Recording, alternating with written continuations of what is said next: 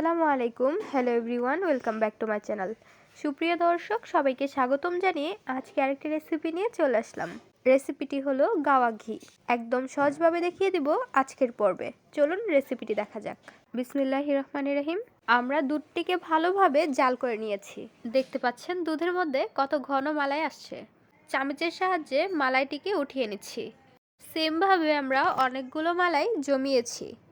মালাইটিকে আমরা আরেকটি সসপ্যানে উঠিয়ে নিচ্ছি। কত ঘন মালাই দেখলেই ভালো লাগে। আমরা আরেকটি পাতিল থেকে মালাইগুলো উঠিয়ে নিচ্ছি। ঘি তৈরি করতে অনেক মালাই লাগে, তাই আমরা দীর্ঘদিন মালাইগুলো জমিয়ে রেখেছি। মালাইগুলো জমিয়ে জমিয়ে অনেকগুলো নিয়ে নিয়েছি। মালাইগুলো আমরা জমিয়ে জমিয়ে ডিপ ফ্রিজে রেখে দিয়েছিলাম। সবগুলো জমিয়ে রাখা মালাই আমরা একটি পাতিলে নিয়ে নিচ্ছি। পাতিলে নেওয়ার পর এখন হ্যান্ড বিটারের সাহায্যে বিট করে নিচ্ছি। একটু সময় নিয়ে ভালোভাবে বিট করে নিতে হবে। 10 মিনিটের মতো আমরা ভালোভাবে বিট করে নিচ্ছি। 10 মিনিট পর দেখতে পাচ্ছেন আগে থেকে অনেকটা চেঞ্জ হয়েছে। এছাড়া আপনাদের কাছে বিটার না থাকলে ব্লেন্ডার দিয়ে অথবা কাঁটা চামচ দিয়ে ভালোভাবে বিট করে নিতে পারেন। আবার অনেকে পাটায় পিষে তৈরি করে নেয়। দুধের মালাইটিকে অনেকক্ষণ যাবৎ বিট করে নিতে হবে। আমরা মালাইগুলো ডিপ থেকে বের করেছি, তাই এর মধ্যে কোনো পানি দিব না। আপনারা যদি নর্মাল থেকে মালাইগুলো নিয়ে থাকেন তাহলে অবশ্যই হালকা পানি বা বরফ দিয়ে বিট করে নেবেন, তাহলে কাজটা ভালোভাবে হয়ে যাবে। ভালোভাবে বিট করে নেওয়ার পর এখন আমরা হাত দিয়ে উঠিয়ে নিব। হাত দিয়ে উঠিয়ে নেওয়ার পর দেখতে পাচ্ছেন কিভাবে দলো হয়ে আসছে। যখন এইভাবে দলো হয়ে আসবে তখন বুঝতে পারবেন পারফেক্টলিভাবে হয়েছে। আমরা হাত দিয়ে ভালোভাবে সবগুলো মালাই উঠিয়ে নিচ্ছি।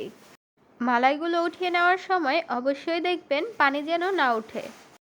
মালাইগুলো উঠিয়ে নেওয়ার পর এখন আমরা সবগুলো মালাই চুলায় বসিয়ে দিব। মিডিয়াম ফ্লেমে রেখে দিব বলক আসা পর্যন্ত। দেখতে পাচ্ছেন বলক চলে আসছে। আমরা 5 মিনিট পর পর অনবরত নাড়তে থাকবো। 20 থেকে 25 মিনিট আমরা চুলায় মিডিয়াম ফ্লেমে রেখে দিব। ভালোভাবে জাল করা হয়ে গেলে দেখতে পাচ্ছেন চারপাশে অনেকটা ঘি উঠে আসছে। আমরা অনবরত বারবার নাড়াচাড়া করতে থাকবো, তা না হলে নিচে লেগে যেতে পারে। দেখতে পাচ্ছেন অনেকটা ঘি উঠে আসছে। যখন চারপাশে এমন ঘি উঠে আসবে তখন মিডিয়াম ফ্লেমে রেখেই ঘিটি তৈরি করে নেবেন। আমরা চুলায় আরও 5 মিনিটের মতো রেখে দিব। যখন ভালোভাবে সম্পূর্ণ ঘি উঠে যাবে তখন আমরা চুলাটি অফ করে দিব। দেখতে পাচ্ছেন ভালোভাবে ঘি তৈরি হয়ে গিয়েছে। ঘিটি হালকা ঠান্ডা করে নিচ্ছি। হালকা ঠান্ডা হওয়ার পর আমরা একটা ছাঁকনিতে ছেঁকে বটলে ঢেলে নিচ্ছি। সেমভাবে আরেকটি বোতলে ঢেলে নিচ্ছি। তৈরি হয়ে গেল গাওয়া ঘি।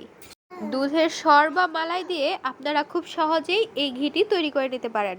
আমাদের এই রেসিপিটি আপনাদের কাছে কেমন লেগেছে তা অবশ্যই জানিয়ে দিবেন আমাদের কমেন্ট বক্সে। আজকের পর্বে আমরা এখানেই বিদায় নিচ্ছি।